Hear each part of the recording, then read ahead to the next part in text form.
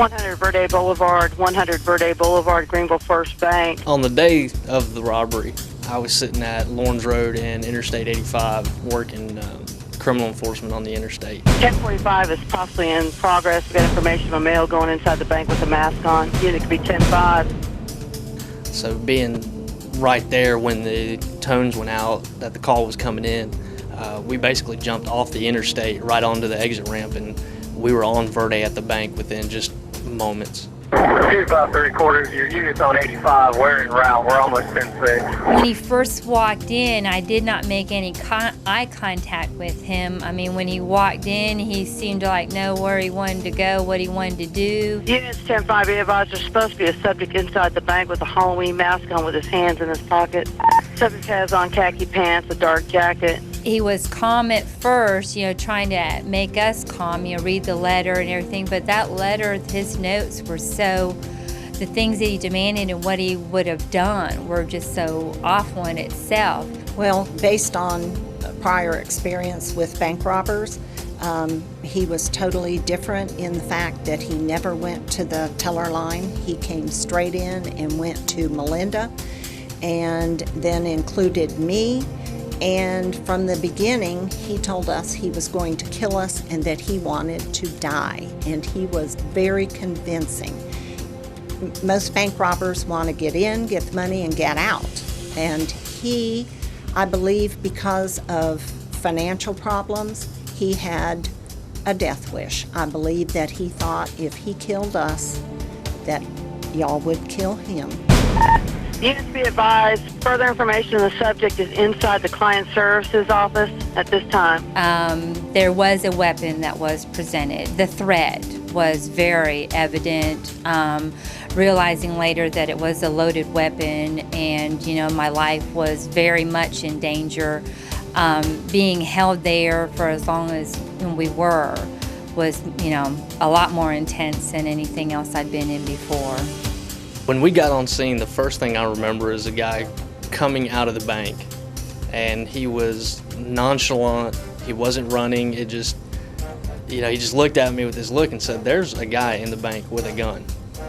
And that was about the time that I was reaching for the glass door, and then dispatch tells us that there is a guy inside with the gun, and it just kind of all clicked all at that moment. This is for real. We're really, this is really going down right now, and here we are. I completely switched gears. I went from, working patrol to SWAT. And what I knew then was, okay, we need to contain this scene. I need to gather as much intelligence as possible. I'm the first person here. Everything that we would normally do and already have pre-planned, it's now my job to do it. So I got all my gear. I had one of the bank managers come out and tell me that he could get me into the bank without anybody knowing. Units are stating if you go to the side of the building where the service alley is near the dumpster, we've got a subject inside the bank that can let you in. So I grabbed, I believe it was a sheriff's deputy, I grabbed him with me and told him, "You need to cover me while I get everything I need to get." And they let us in the bank, and that's where I found all the egress points and set up the initial reaction point where we could sit at. I was able to get to the glass doors in the back part of the bank, and I could see one of the hostages on the phone next to the gunman. I gathered all the information on him and tried to relay that back to everybody else, but being inside that building, we couldn't get out on our radios. So I had to go outside, and I was able to begin to give all the information out to the SWAT team as they were coming. 253 all units, eyes on inside, be advised, possibly white male, black hair, mustache, possibly fake, khaki dress pants, navy blue jacket. By then another SWAT member had arrived, so me and him were now the quick react force. So we grabbed each other, said, "Come on, let's go." We went inside. 200, you got myself and Burnett. We're inside the service entrance. We have eyes on the rear door leading out into the hallway. We've got that covered at the one full corner. Simple. Went back to the exact same point, and I guess the gunman and another hostage had gone towards the back. I don't know where they just kind of disappeared from view, and there was one hostage that was standing there, and she was mouthing for us to get her out, but we knew we couldn't. There's just no way we could. So basically, we sat there and just waited. At that point, we had our plan together. If there's a shot, because this member had a suppressed weapon, we were going to pop the glass. I'd be the first one in, and we'd do what we had to do from that point forward. But that moment right there, it was basically just hold the scene. There was one K-9 officer in the front.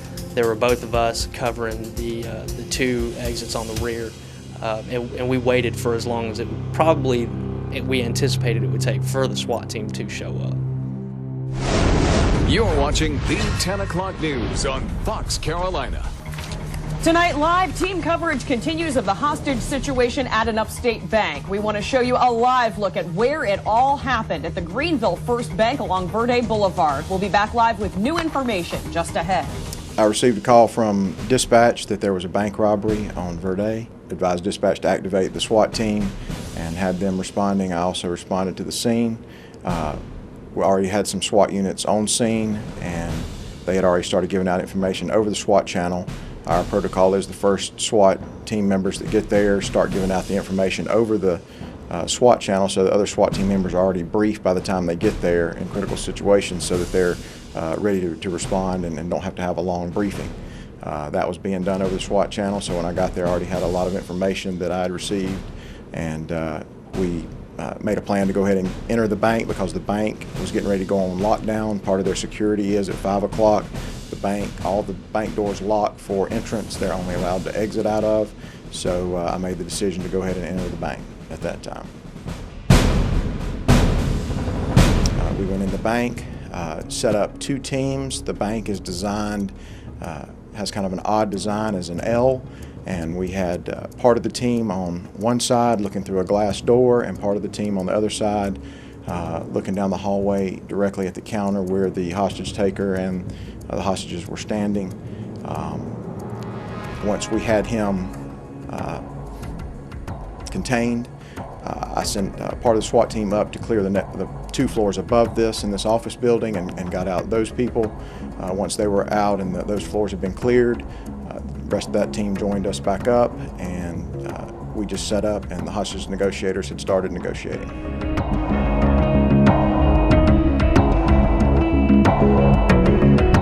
We have not had, in recent years, we have not had a hostage situation. We've had barricaded suspects, and the SWAT team routinely serves search warrants, but this is the first actual hostage situation that we responded to. Unit 6, be advised, he's refusing to speak to the police or give us a number we can call him on.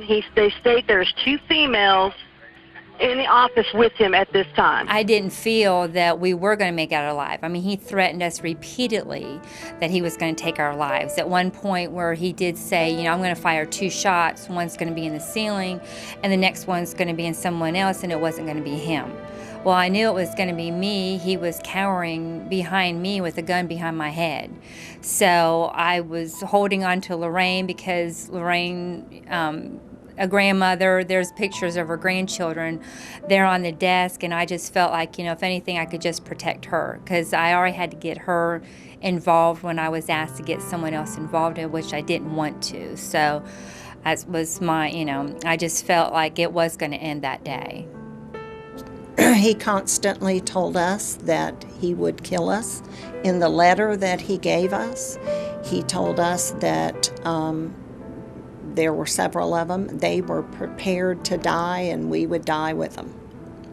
I felt like I'd recently lost my father and felt like he was watching over me, and that I had a bunch of people there in the office there at Greenville First, because we do operate as a family, and felt them praying for us, and just basically was just going back on my faith and just trying to get through it. You do go through certain procedures that you're taught, security and how to handle things, and of course that's in your back of your mind. You do what you're told by whoever's holding you, or try to get this situation under control the best you can. I just did what he asked. I didn't look at him. I did look at him one time, and he screamed at me not to look at him, and So I tried not to look at him. I focused on the fact that I was on the phone at my desk. I looked at pictures of my grandchildren on the desk. The big main thing that he just wanted the money in the vault, and I was trying to accommodate him the best I could. Read the demand letters that he gave us. Go to the teller line to get the vault. I just did whatever he asked. That's basically, you try and get, a robber in and out the quickest you can.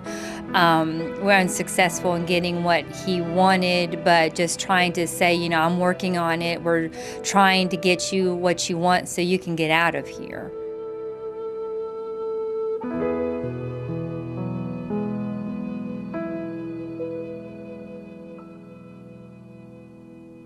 We don't want to ruin anything or make the situation any worse than it already is.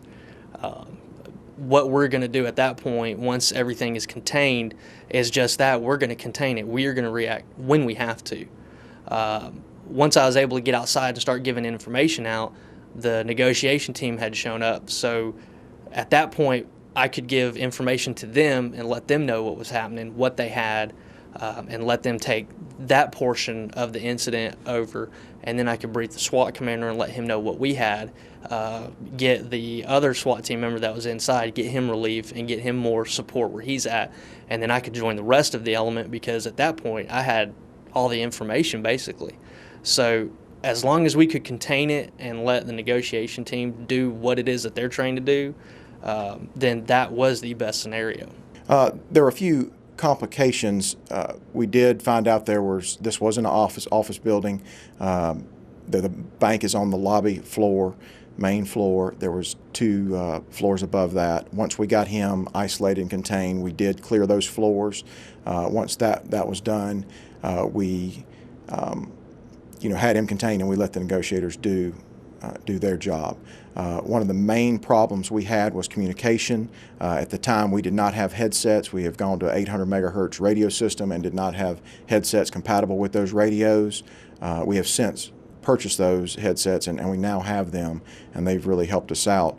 But that was a major problem without having the headsets. When we entered the bank, so that we wouldn't give away our positions, and so other people wouldn't be able to get on the radio, we did turn off all our radios, and we conducted our communications with the negotiation team via Nextel. The scene was intense. SWAT team was getting out. They had the K-9 units out there. Word spread fast. There was a hostage situation inside this bank. People anxiously stood by wondering what would happen next and if their loved ones would walk out of the bank unharmed. Inside, some employees took cover, hoping to go unnoticed by the robber. He was very agitated because it wasn't going in I think the amount of time he would say, we have 8 minutes. I don't know where he got that from.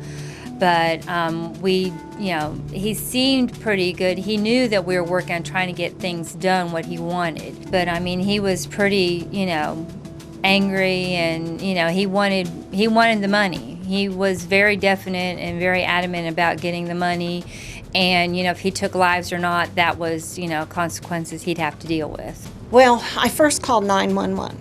I talked to 911 approximately 20 to 25 minutes. Greenville 911, what's your emergency? I am Lorraine at Greenville First Bank on Verde Boulevard, and we need the police to leave. Or where are you now? I'm inside bank with another girl and bank robber. Okay, are you with the bank robber now? Yes. Are you standing right beside him? Yes. 10-4, we've got the female who's standing next to the suspect. The suspect states the police need to leave or there will be shooting. Unit 6, be advised, he keeps insisting on the police leaving. When I was disconnected from 911, I was very upset when the lady told me she had to disconnect. She had to hang up on me to allow John to call in. My fear was that Bruce wouldn't allow me to answer the phone. So I cried and told her she couldn't hang up on me. Then the phone rang and I answered it, and it was John. I answered it thinking the whole time, because it probably rang I don't know, 10 or 11 times before I picked it up. And Bruce never said anything, and I was scared if I picked it up that he'd kill me or hit us or something. And I finally picked it up, and it was John. He explained to me who he was, and he asked how we were, and he was a very calming influence. I felt very good talking to John.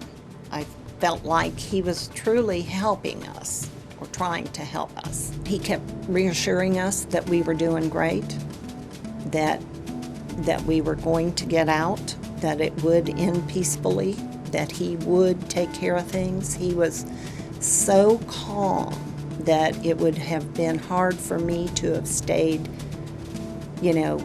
agitated or upset with his calming influence. He was a lifesaver. He really was. I owe a lot to John for talking me through it. I feel like he did talk me through it. During the incident, I prayed and told myself that I would not allow him to see how afraid I was. And Melinda and I held hands and had our arms around each other and were probably attached.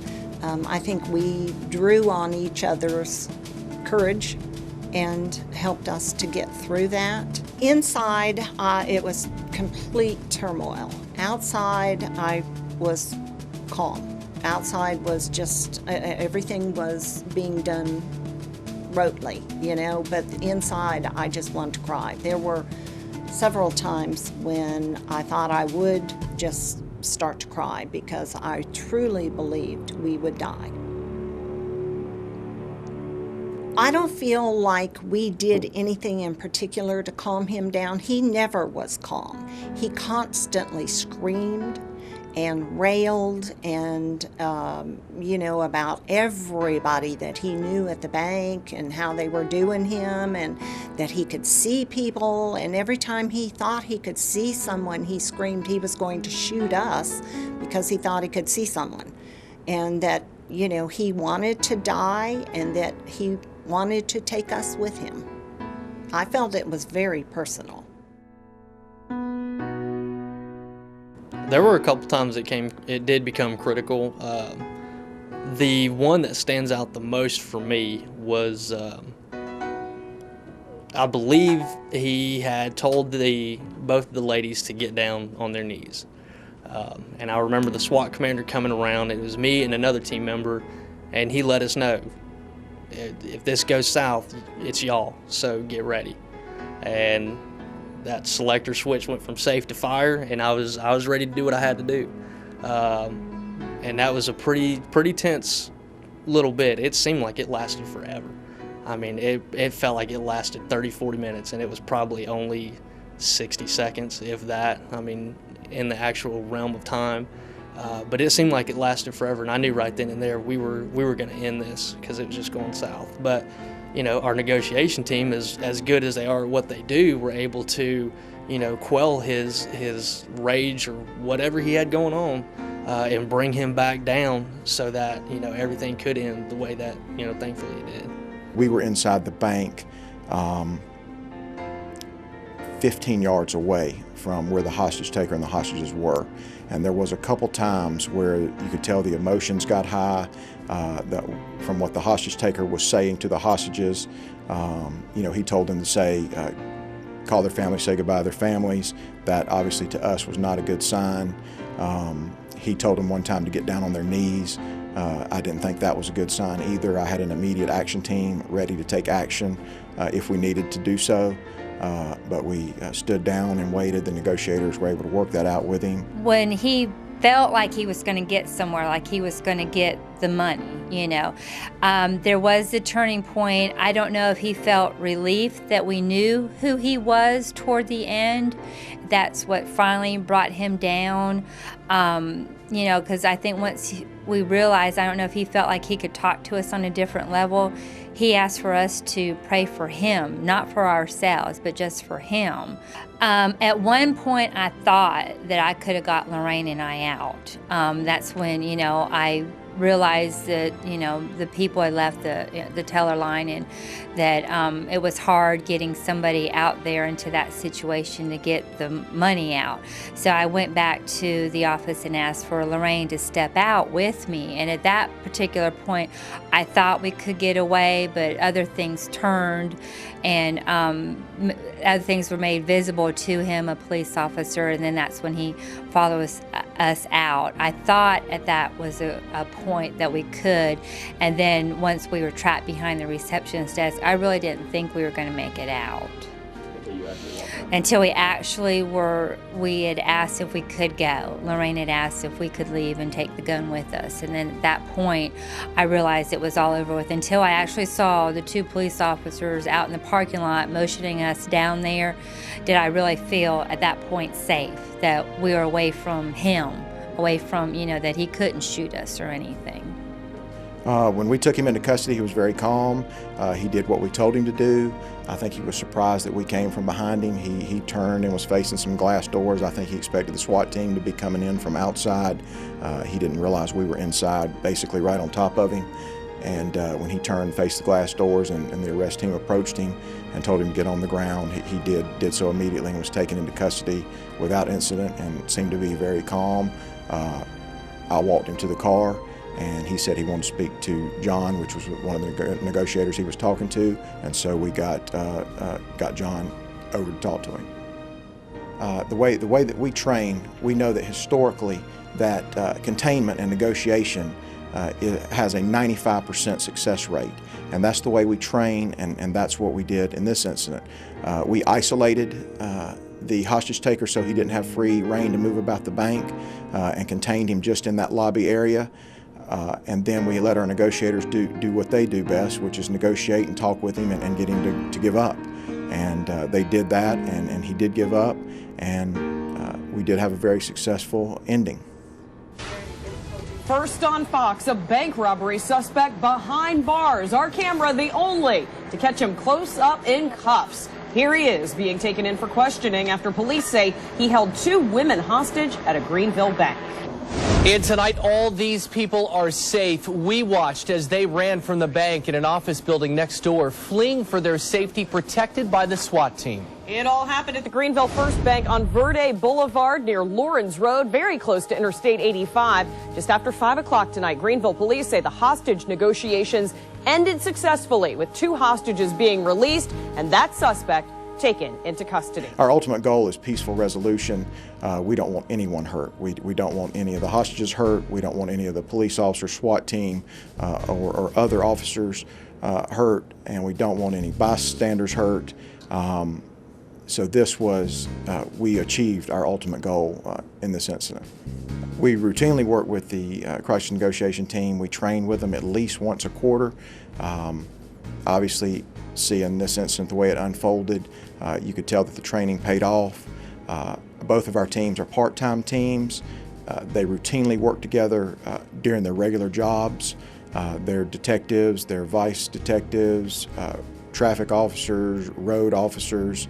They're from throughout the department, and they work shoulder to shoulder every day. And then, you know, when the teams get called out, they're used to working together, and they take on their respective roles as a SWAT team member or a negotiator, and they work really well together. We train together, like I said, at least once a quarter. That training really paid off. It showed in this incident.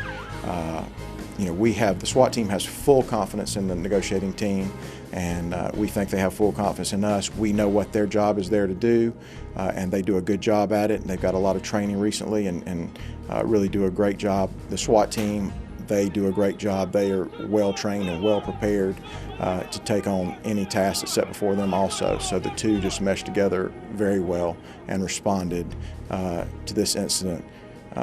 They couldn't have responded any better. Our teams work together great. I mean, outside of our teams, we all work together. We're friends. You know, we know each other on personal levels. You know, it really is a family environment. I mean, it really is, because when we go, they're right there with us.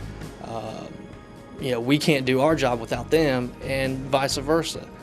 They need support, we need support, and we all just work well together. Our job is not to go in and take lives. That is a last resort.